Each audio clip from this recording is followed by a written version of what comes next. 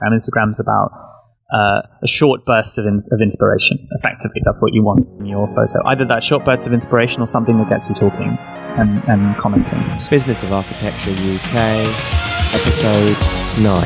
Hello and welcome, Architect Nation. This is the podcast for architects where you'll discover tips, strategies and secrets for running an impactful and profitable design practice. And today I'm talking with Nathaniel Furman, who many of you may know as you might follow him already on Instagram. He's become a sensation on that platform with around 20,000 followers.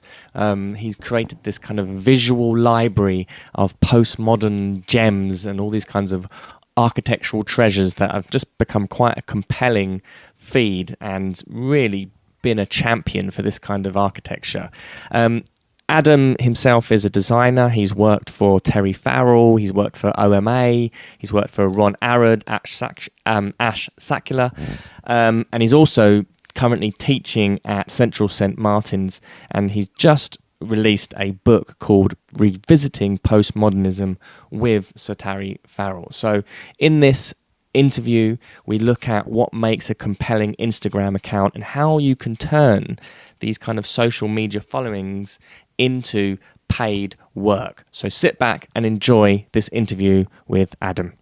And I'm here with the inspiring Nathaniel Furman. Have I said your name correctly? Absolutely. Hello. Brilliant. And I'm here in your amazing studio come apartment, which is just filled with the most intense, brilliant collection of architectural tomes and monographs and books and ceramics and just all sorts of incredible collectibles. And some of you may know Adam because you probably follow him on Instagram. And Adam is quite you've got your fingers in so many different pies, in lots of different things. And I think what you're doing is really, it's just unique. And I think it's very inspiring and refreshing to, what we were just talking about before we started recording, just hearing about your ideas on architecture, on being an architect. So I suppose to start the conversation, I'd like, how would you describe yourself?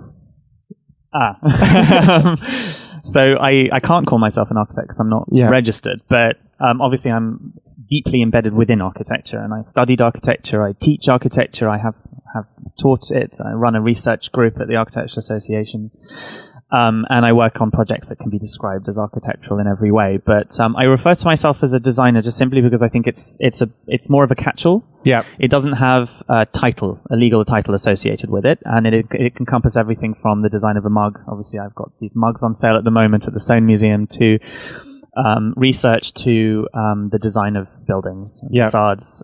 So it's just because it's an all-encompassing catch-all phrase. Yeah. So I call myself designer. And so you've got lots of kind of activities of entrepreneurial activities. From just explain a few of the different things that you're doing. And then I want to talk to us about your social media presence and how you built that up. So in terms of my activities, I currently teach. I'm a tutor at Central St. Martin's Architecture, so that's a nice sort of grounding annually. It sort of keeps me going to the office every week, and being inspired by young students. I also am a journalist, so I write for various publications, which keeps my brain ticking over. I try particularly on that to be a positive reviewer. I like to share inspirational things rather than criticizing. So I tend to accept commissions for projects that I know that I've got something positive to say about it or to contribute to. I also do quite a lot of research. I think the side of that you see coming out on social media. So a lot of that research just sort of ends up on Tumblr and in Instagram, and people enjoy that very much. But that's also turning into concrete things like a book, which I've got coming out for REBA called Revisiting Postmodernism, which I've written with Sir Terry Farrell. Yeah. So that's coming out at the end of this month. The research, I mentioned a research group at the Architectural Association, looks at colour as a sort of active agent in architecture and urbanism. Yeah. And we've been running events and holding symposiums and publishing research texts for the past 6 years. So we've got quite an amazing archive online for that. As well as in my own practice, which is myself, and then I work with freelance people on various projects. I do installations, just had Gateways, which was a pretty successful installation at London Design Festival. Which looks absolutely amazing. Yeah, it was. The public responded so well that King's Cross asked to keep it for a few days, actually, after the event, because sort of by that was general agreement. A collaboration with Land of Ceramics, was it? Or Turkish Ceramics. Ceramics, their Twitter and Instagram handle is Land of Ceramics because someone else has Turkish Ceramics. Right. Yeah, it's the national body that represents all Turkish ceramic manufacturers in the country, Turkey. So and it's the second biggest manufacturing country in the world for ceramics. So they got clout and they've got good funding, and they've been really good to work for. But I also do interiors. Yep. I'd love to do more. So basically anything architectural. So currently I've got interiors projects, I think, which someone of my age is quite common to start with. And as well as doing product design. And whatever comes my way. Really. Yeah, and it's all got your kind of unique stamp, like your sort of expression. Yeah, your colourful. I think that's been quite good. I was just talking to you before about the fact that I have worked for other offices for a very long time, and on the side I've done my own projects, and I think part of that was that it allowed me to be very selective in the projects that I chose to accept. Or that I chose to go for. Yeah. In the sense that rather than desperately needing work, because I had to sort of, get money in. Yeah. Because I like living well. It was a matter of, does this client like what I do? Do they like my proposal? Is it a particular brief? I didn't want to do kitchen extensions. Is it a particular brief that I find really exciting, where I feel like I can push the boundaries that's of my aesthetic, which is going to be good for my portfolio? Yeah. So I can be really selective. So what that's allowed me is over the past 8 years to build up a portfolio, which means nobody at all is ever going to come to me as a client expecting to get a John Pawson interior. So it's actually now allowed me to get work in. And so that was kind of developed as a result of you kind of work whilst you're working at other practices that kind of always gave you the safety net so you could be that selective. Absolutely. Yeah, because I didn't need it. Yeah. Practically speaking. And actually, and I was very lucky that all the practices that I worked in were like hugely supportive of me doing my own work. Not just me, also other people in the offices. So, and it was also because I've worked for kind of, I think, practitioners who are quite creative as well now, and also when they were younger, and they also had unusual paths. So, for instance, when I was working at Ron Arad, there were quite a few of us in the office who'd be actually everyone, for instance, on my side of the desk. We were all doing our own projects, and Ron was like super supportive of it. So it was also being in an environment where everyone else was doing something similar. Yeah, and we were all doing the same thing in the sense of we were using our income to kind of keep us happy. Yeah. And then using our free time to keep us even happier creatively. Yeah, yeah. So, brilliant. And how have you been using Instagram? Because also that's a lot how I've been kind of following your work was kind of, I saw this intense Instagram that had the most fascinating selection of images, and I was like, I've got to talk to this guy. And then, you've got like an Instagram following of, you were saying 16,500, which is the kind of following that lots of architectural practices would absolutely kill for. Exactly. So many people want to know. And it's actually, what I'm particularly happy with is that it's a very good group of people following. So I tend to get big bumps of people following because someone recommends it, and then most of them unfollow. So, and I retain only and it's mostly architects and designers with an open mind, rather than like people who want clickbait or just want kind of like large photos of repetitious facades that look pretty and don't give them information. That's what I think. So I tend to, because of the stuff I post and because there's so much of it, I tend to weed out non-committed followers. I think that segues into how it's been really helpful for me in terms of my work and getting commissions, because I think I tend to get only really committed followers who are really passionate, and that's led to the kinds of people following me who then get in contact because they actually want to do stuff. Yeah. But tell us a little bit how you started the Instagram account, how it began. How did it begin? I think someone joined for me. Because I was saying that I'm a very slow adopter, but once I adopt something, then I sort of go a bit nuts. So Facebook, my students joined me. Like, I gave them my details and they joined me. And obviously now I'm like totally all over it. And I think Instagram, I think it was my brother or something, I'm not sure, who joined me into it, set up my account, and then I just very slowly started to feel my way through it. I remember for the first few months, like posting I didn't understand what it was for, so I was like posting photos of a windowsill that like looked terrible, but I thought that there's light, and is it arty? Like, I don't know, like, am I meant to post arty stuff? Yeah. And then like some railings, and I had like 0 followers for quite a long time. And then I kind of cottoned on to the idea, and then I started to see, because I obviously followed a lot of people that I liked. Yeah. And then I started to see what I enjoyed in other people's posts and learned from that. And the thing that I enjoyed the most was, on the one hand, people sharing just in a very boring way, in like an architectural historical way, sharing buildings that they saw in everyday life. Yep. And they found out what it was. Yep. And then they shared it, and there was a little bit of like, oh my God, did you know that this little building on this high street in Berkminster was by Richard Norman Shaw? Yeah. And it's just that little bit of joy that happens. Or there is one account of, I can't remember his name, but he only posts photos. And I don't necessarily like accounts that only do one thing, but he only posts photos of blind windows. And it was just really lovely. It was just really lovely to follow that. And also, there's like a depth, isn't there, to those? That makes it more interesting. It's kind of like geeky obsession. Yeah. He just loves them. Yeah. And they're very interesting, actually. Yeah. Like, and he finds stories behind them. And then the other thing I liked was I thought that you could only post your own photos. Right. But then I saw that actually other people I saw people posting the stuff that they'd scanned or stuff that they found online. I was like, oh, copyright? Yeah. And then actually, no, there's like basically no copyright issues on Instagram. You Right. just like basically post anything. It's just super, super lax. So I was like, oh, well. What are the copyright rules then on that? They're just non-existent. Yeah, it's. I mean, effectively, you can just. I personally, whenever I know where an image is from, I post the image source. But very often, it's like a probably 15 million times removed from a Tumblr. Yeah. Or if it's from if I scan it from a book, very often like I just kind of put it in. Occasionally, I'll mention the magazine it's from, but I very very often will leave it. If I post in other areas that are non-social media, it's completely different. Yeah. So like I cite the photographer and the copyright issues. But no, it's very lax.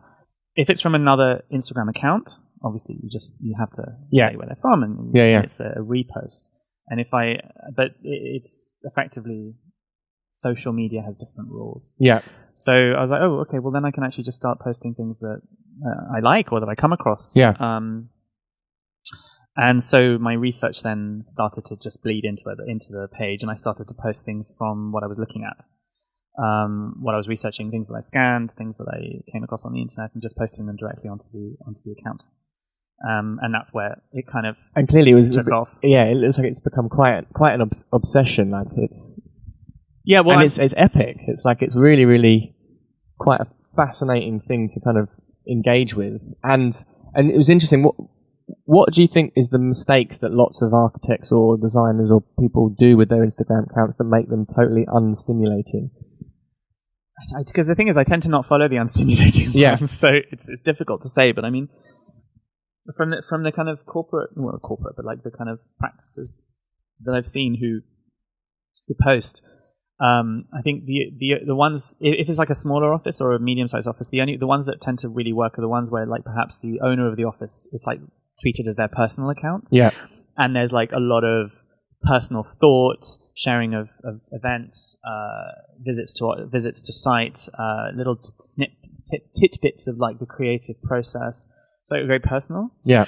And quite a lot of quantity. The worst ones are where it's like Instagram by committee, and it's like, we had the Christmas party. Yay! And we just won Architects Journal Interior Retrofit Award of the Year. Yay! And great. Yeah. And it's like once a week. It's kind of me-centric type of thing, but not actually showing anything. It's basically press releases, effectively. And it's like, well, we all get press releases in our email, right? You're not going to follow that on Instagram. Instagram's about a short burst of inspiration, effectively. That's what you want from your photo. Either that short burst of inspiration or something that gets you talking and commenting. And the Office Christmas party or your AJ Retrofit Award is not going to win you any fans. Yeah. At all. Yeah.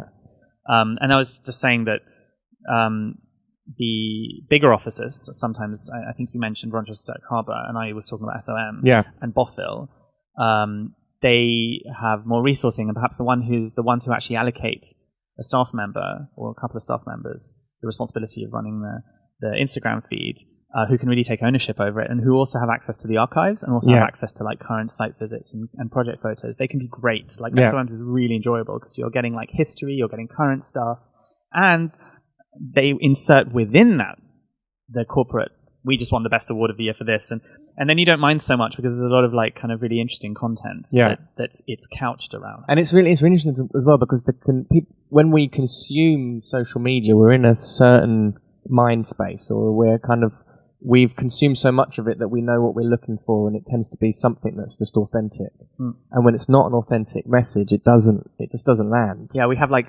whiskers, no? Yeah, we're like super sensitive. Like that's fake. Yeah, exactly. That's forced. Yeah, exactly. You know, that was generated by an algorithm, or like a poor comms person in an office who has no ability to be allowed to write for herself or himself. Yeah, and you're like, oh no. Yeah, not gonna look at that. Exactly, and we're super sort of sensitive to that. And when that authenticity is not there, you kind of like your attention is gone. Yeah, that's it. And then the media, the feed or the post becomes irrelevant and kind of like people don't follow. Yeah, or they unfollow. So yeah, I mean, and particularly in architecture because our subject matter is not exactly dancing and singing. Yeah, in its own right, you know. So I think extra effort needs to be made to try and engage. Yeah. On a personal level. And how have you grown it? Because I know that you're involved in lots of kind of advocacy and like campaigns like for postmodernism, and you're involved in like, you know, just starting new conversations that perhaps are sometimes unpopular in the sort of mainstream architectural. Yeah, they know. I mean, normally that's possibly why I'm drawn to them because there are vacant spaces. Yeah, right, because they're not popular. So that's why I tend to start these conversations. Yeah, and all of that has kind of helped you set up what is now your, like, would you call it a practice or would you call it just your way of practicing? Well, it's my practice, but the practice is me. And then I work with, and then I collaborate with people on individual projects, but I'm an individual operator. Yeah. I think, so I think Instagram is like where effectively like there's lots of conversations that we are having, because it's all sort of lots of people. And Instagram is just effectively where this all comes together. So there's like the visual material from various things I'm looking at, researching and talking about tend to come together and get posted on the Instagram. So it's sort of like it's the compost heap of it all comes together. But these conversations that I've set up, so postmodernism, which was initially just a fight and then turned into a conversation later on, a really important part of that has been the Facebook group Postmodern Society, which has now just sort of exploded into this sort of like thing with 15,000 people, and it's not as interesting as it was before, where there were just like 1,000 people having really intense conversations of a lot of depth. And still now there's key members who are amazing. Yeah, a lot of them are not architects. It's actually really, really interesting how non-architects who have incredible knowledge about architecture have been really, really key to pushing the conversation forward. So that was very helpful. But then also a lot of advocacy in the press. So I wrote a lot of articles, initially being supported by very few publications because nobody wanted to write about postmodernism unless it was critical. And BD was actually, I think, the first one who were really helpful in responding in terms of trying to campaign to save buildings. I think the reason I sort of like really came out and started advocating was because they started demolishing some really good postmodern architecture, particularly Terry Farrell's. And my point was like we really don't have very much good postmodern architecture in this country. It's not like the United States where they're just awash with it. Like we have like 8 good buildings. We have hardly any. It's not like brutalism where there's great architecture everywhere because the state was building so much of it. So I was horrified by the fact that we were losing some of them. So I just went full out advocating. But so through legal channels also, because I tried to list Landmark House. The Midland Bank building failed, but then there was an uproar about the language that was used by Historic England for not supporting it. And then when I went and then I lodged an application to list Common Ching, which was being defaced. And then Historic England kind of had to rally behind us. And got that to be the first postmodern building ever listed in the UK. And so that was a big campaign, which went really well. And that was hand in hand with all the writing in magazines and hand in hand also with the Postmodern Society on Facebook, which was really helping develop ways to counteract arguments that other people were putting forward for, like, why should we demolish these buildings? Why we should hate them? Twitter was more like effectively trying to emoliate, sort of calm down the critics who refused to allow this kind of architecture or any architecture in this period to have any airspace. Yeah. or to be respected in any way, or to be taken seriously in any way. And that worked quite well. I mean, it never reached a point where there was agreement at all, but it reached a point where there was a space that was allowed for these things to be considered not evil. And Instagram initially was just this side thing. Yeah. It's just like, it's just like nice images, and I started posting, and then I was like, my God, I've started to get loads of followers. Yeah. And then I started getting messages about like potential work and stuff. So Instagram actually, in many ways, has started to become more of a much broader sort of way of directing taste. Yeah. So modifying broader taste issues. So the other sort of media areas have been, I guess, to do with changing the debate. Yeah. Discussion, discursive, textual, to do with conversations.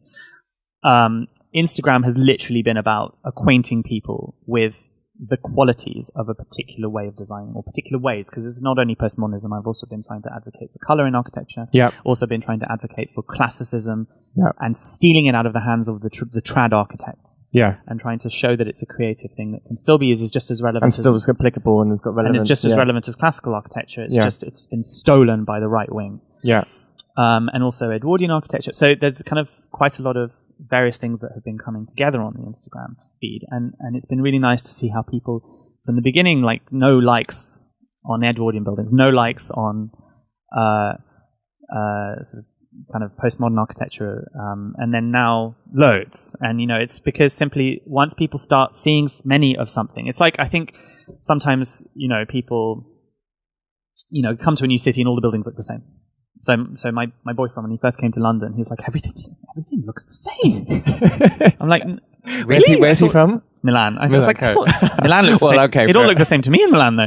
When I went there, and it's like, and I think London is a city of great architectural diversity, but then, it's because he's new to it. And then the more he's lived here, now he's like, it's the most diverse, it's wonderful, there's so many different architectures, I wish we had this in Milan. And it's simply a matter of becoming acquainted with a context or a way of designing that you then start to differentiate between all the small variations, right? And then it becomes a whole world. Whereas if from the outside you're only acquainted with brutalism or like neo-Chipperfield minimalism, right? You look at anything Poma, anything that has color, anything that's sort of complex, anything that uses collage, you're just like, Poma. Yeah. Whereas actually there's an entire giant universe within that once you start seeing many of them on a feed, for instance, my feed, you start differentiating between them, and suddenly London becomes full of many different buildings. Got it. Yeah. So you're essentially educating. It's like that's all visually educating. It's like a visually education resource. But it shows how there's people like who hilariously think that taste is not acquired. Yeah. Because I've seen people's tastes change. I mean, they constantly change. My tastes change. I'm just very aware, so like I don't shit on the things I don't like, because I'm aware that my dislike, unless it's based on kind of practical, operational, functional issues, is likely to change in the future. So I'm kind of reflexively aware that like my dislike is not objective. To a certain degree. And so this is separate to issues of quality of construction, relationship to city. It's aesthetic. And so it's really nice to see how you can shift people's tastes and that people start to become aware that tastes are changeable. Yeah. And I can tell people who say, no, taste is objective. This is just bad. This is just bad taste. This is just awful, which I still get all the time. Even from like really serious academics. It's hilarious. Yeah. They're still convinced that their aesthetic tastes are like somehow objective. That this very much absolutely objectively proves that taste is acquired, modifiable, constantly changeable, based upon social circumstances, based upon what you see and what you're acquainted with. That's it. So it's been fun. And it is. It's absolutely, because that is like, in that's how you've kind of created this kind of dialogue and an audience, which in turn, how have people been approaching you for work then? How is it kind of DMing? How long did it take for you to sort of for this conversation and your passions to turn into into projects? And what's the future for your practice? How do you envision it? Because it was interesting, you were saying earlier as well about like it's, and I don't hear architects talk about this very often, is like designing a practice which suits their lifestyle. Yeah, I'm surprised that you haven't heard that. Yeah. Well, that's the key to having a... Well, no, totally. And I hear it in the sort of other circles a lot, like entrepreneurial circles, people when they're starting up the business. There's a lot of discussion at the moment about how to balance your living a good life with actually... Yeah, exactly. Like being a lifestyle entrepreneur, you're designing a business because you want it like hands-free, it's automated, it's digital, it's kind of online, you can live, work wherever you want. Yeah. Whereas in architectural circles, sometimes we get a bit kind of, we only think there's one way of running a practice. Yeah, I was talking to someone the other day, I was like, the model of, there's many models of practice, but we were just brought up at the AA with a particular model of practice, which was the kind of Zaha Farshid Musavi model, which was you kill yourself for your job. Like you don't sleep for a year, and your interns have to go to psychologists after they finish the project, and you divorce because you can't have a normal family, and it's simply not sustainable in the sense of why do it? Because why even design something that requires that if it's going to kill your life and mean that you won't be able to design more in the future? Yeah. And I think there's very much hopefully amongst my generation, very much with me, a desire to factor that lifestyle aspect into both the designs that I do and the way that the commissions that I accept and the way that I work day to day. Yeah. That's not what I do. That like I manage to produce things that I'm happy with, but also I have a lifestyle which allows me to have time free. Yep. Time with my partner. Yeah. Time with my family. Yeah. And that I don't, end up an emotional wreck. Yeah. Or dying at 55. Exactly. And as you say, when that balance is present, then the work is better. Like no, I'm not sure. I wouldn't say that. No, I wouldn't say that. No, because I absolutely no. I think it makes for better offices. It makes for better human beings. But no, I mean Zaha's. But a Foreign Office building is brilliant. Absolutely, it's just my God. Yeah. Like I remember when I went to see an exhibition at the ICA, that place that doesn't really do very much anymore. But back in 2002 or 3 or something, there was the exhibition on the Yokohama Ferry Terminal building. Yeah. Incredible project. I don't know if you've visited it. I've never visited it, but absolutely brilliant. It's one of those projects that is often like in somebody's studio in the architecture school, always open on that page, or you're like copying details off it. Unfortunately, it's like non-reproducible. Again, a project that like killed them. Yeah. And there was the exhibition on it, and they proudly, because again there was this sort of culture when I was growing up in architecture of like showing off how much work. Yeah. Right. It's not. There were like, I think it was 1,500 pages of drawings, and they just had this stack. I mean, it was a mountain of drawings, as if that was quality. Yeah, it's like they didn't even show. It's like you walked in, you didn't see the building, you saw this stack of drawings, and it was kind of interesting because like the building's brilliant, doesn't need that, And actually, as far as I'm concerned, great art should look effortless. Yeah, right. Yeah. It's not. It's like a jewel. Yeah. Or a watch that. Because the design's shit, it has to show off, which Yokohama's not shit, but it's just in principle, right? These luxury products that have to show off the amount of work, like this insanely overly ornate amount of craft that goes into like the back of the watch that's left clear so that you can see all of the hours that you're paying for.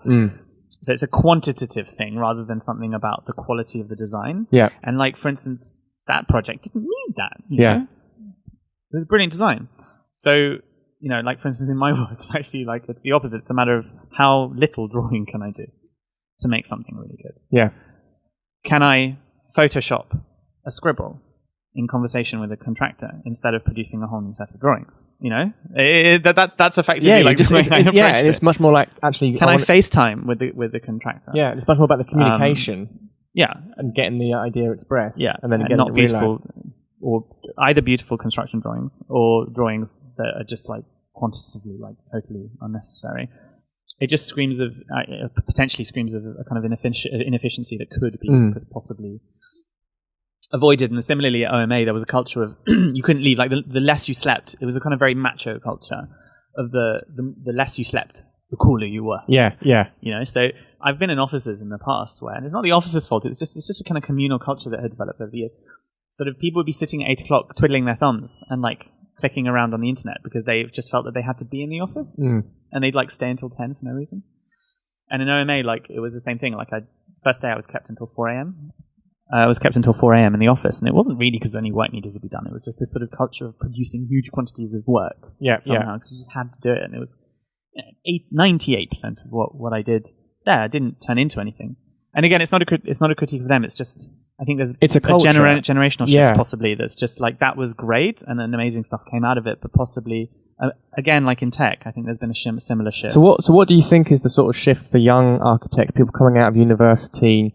What would you advise, or what kind of like guidance would you suggest, like to break away from that kind of culture, or for like setting up practices, or for like, how do you see the future of the profession kind of?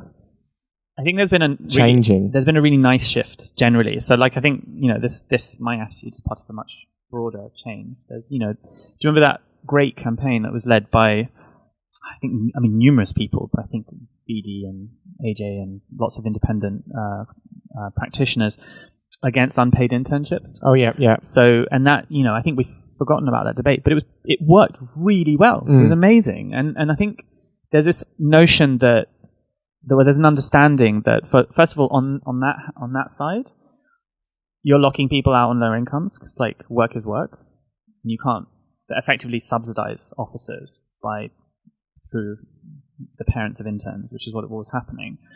Well, I mean, it was. Yeah, I mean, that was the business model. I mean, I've heard there's still architect offices around the world that still operate in that way, but it's become so ethically unpalatable in Britain. It doesn't. I think, as far as I'm aware, it really doesn't happen here anymore. Yeah, from places where, like in Japan, it's much more. It's a commonplace thing for it to. Yeah, I mean, Japan is a cultural thing. It's it's almost all offices there. Yeah, but I think Big does it. But someone told me the other day that I don't want to say names because it's just that's just hearsay.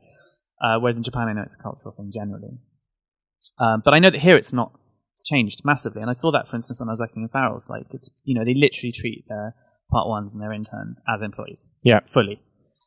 And I mean, I don't want to go into details, but it's great there, and I know that it's the same in most other major offices now, and even a lot of medium-sized and smaller offices. So on the one hand, there's that, which is fantastic, but also there's an issue of working culture which has changed. So from my experience of the offices I've come across, I'm not sure what it's like in small design offices like, I don't know, 6A or Cruiser St. John. I don't know how they are now, but in a lot of medium-sized practices, the kind of extreme late-night culture is really reduced. And I think there is an understanding, for instance, that like a lot of younger people need to have a life, right? And there isn't this need for them to sort of sleep under the desk and stuff. So the late, all-nighters do happen. Yeah. It's just because our profession is inherently inefficient, right? We're creatives fundamentally, although nobody likes to admit that. So there are always going to be terrible late nights where decisions have been made late. We've gone through 15 options, and that's fine. But it's all the stuff in between, and I think that's very much reduced as far as I've understood. And so, I mean, talking to my students in St. Martin's, now they're kind of going out looking for offices. I really do ask them or suggest that they speak to other people who've worked in an office before and ask about office culture, because I think more important than the design and office producers is the office culture of how they treat their staff. Yeah. How they deal with responsibility. Yeah. And sort of just what the environment is like on a human level. Yeah. And again, I think about these things for me, myself, when I'm working by myself now and what projects I take on, but I'm also very highly advising my students to send their antennas out beforehand so that they don't end up in situations that will make them hate architecture and be depressed, which happens. I mean, you spend all your hours in that place. Yeah. No, and it's a concerning trend that happens, and it's kind of like how to mitigate against it and have people empowered in their choices and where they want to go and how they want to kind of express themselves in the world of architecture. Yeah, I mean, offices, I think offices are so much better than they were before, which is great. But like you say, I think. I'm just going to say, do you find a lot of your students are actually they're quite sort of entrepreneurially minded, or they realise at university that there's lots of other ways that they could make a living from architecture, or like they're engaged in different things online and they're selling drawings, for example. I've seen a lot of students who are kind of doing things like that where they start actually monetizing projects from early on. Is that something that's kind of like a popular trend, or is it? Well, I mean, I teach in one university. Yeah. Well, I'm involved in involved in the A because of the research cluster. I think students are way more business savvy than they were before, which is great. But I think the majority still very much, which is good because the profession needs them. Is they want to go and they want to leave, go to an office, get a placement, do their part 3, which is great. I teach intermediate, so then they'll do their part 1 placement, then come back and do part 2, and then do part 3. But I think sort of broadly speaking, most people still want to go down that route. But I think there are a few very, very keyed up students, and it should never be more than that because obviously the majority of the profession needs to go and work as kind of architects, project architects. But there are sort of the 10% who are through social media, because before it was much more difficult to see people who were doing things differently. Through social media, very aware that there's other models that they can follow, but it's difficult to say models because there's no clear track. So I was talking to one particular student who I adore on Tuesday, and she was saying, is your route something I can follow down? I was just explaining to her, I think, look, study what I've done, study what other people have done who have gone down different routes and different paths. But because she's a sort of very creative person, like most creative people, has an unusual particular mix of things she's interested in. They're never the same, right? Yeah. So I'm like, don't copy it, but be aware that maybe you can cherry pick some of the things that some of us have done. So for instance, my career was very helped by having the Design Museum residency. Yeah, hugely helped. I mean, it's like that sort of helped kick everything off. The British School at Rome Prize. Yeah. So there are these things that have along the way given me kicks, and other people I know have similarly had bursaries or won prizes that have really helped them go down the particular route they wanted. So I was telling her, like, research those. Look for bursaries, look what other people have done, and find the ones that are relevant for you. And then once you get 1 or 2 of those and you start going off in your own direction, you'll find your own journey. Your own footing, yeah. But yeah, I think there's about 10% of students that through social media are aware that that architecture is not just grumpy old men and on the part 3 panel, telling you your crap, and telling Zaha she's not an architect. It's possibly many other things, and it's quite interesting, and it would be nice to see the profession embrace that, which it doesn't yet. And you were saying, actually, you made an interesting point about how you can see the profession going in the UK either one of 2 ways. Yeah, I mean, it's a debate that's happening in the RIBA at the moment. It's been happening for the past 4 years. But I mean, on the one hand, it can retrench and it can go back towards the way it is in most other countries, which is a sort of professionally protected title situation, which is highly controlled, where the practice is protected as well as the title, because there's obviously been this very weird situation where the title's protected but not the practicing of the profession. Or we can sort of increase the Venn diagrams of what's included within the understanding of the architectural profession and start to embrace people like myself. There's a lot of us who are doing unusual mixes of work within their career, but that all falls under the remit of something that is considered architectural. Yes. Whether it's architectural discourse, architectural production, whether it's interior design, but kind of people who have come from architecture and branched out slightly.